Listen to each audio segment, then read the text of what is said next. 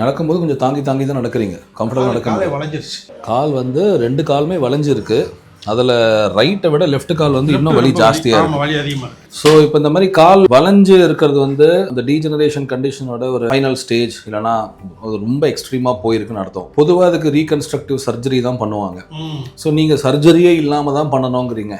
So surgery இல்லாமல் இந்த கால் பெண்டான கண்டிஷனில் வந்தால் வலிக்கு வைத்தியம் பார்க்கலாம், எக்ஸசைஸ் பண்ணி மேனேஜ் பண்ணலாம். நீங்கள் பெண்டை நேராக்க முடியுமான்னு கேட்டிங்கன்னா ப்ராக்டிக்கலி முடியவே முடியாது.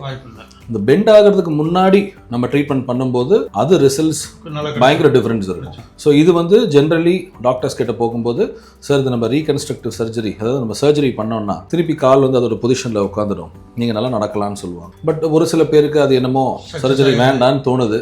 ஒரு சில பேர் நீங்கள் உங்களை மாதிரி ஆட்கள் வந்து சர்ஜரி வேண்டவே வேண்டாங்கிறீங்க, ஃபோர்ஸ் பண்ண முடியாது. ஸோ உங்களுக்கு நம்ம பண்ணுற உதவி என்னென்னா, இந்த வலிகளை குறைச்சி இதுக்கான எக்ஸசைஸும் உணவு பழக்கத்தையும் மாற்றி அதை நீங்களே மேனேஜ் பண்ணிக்கிற மாதிரி.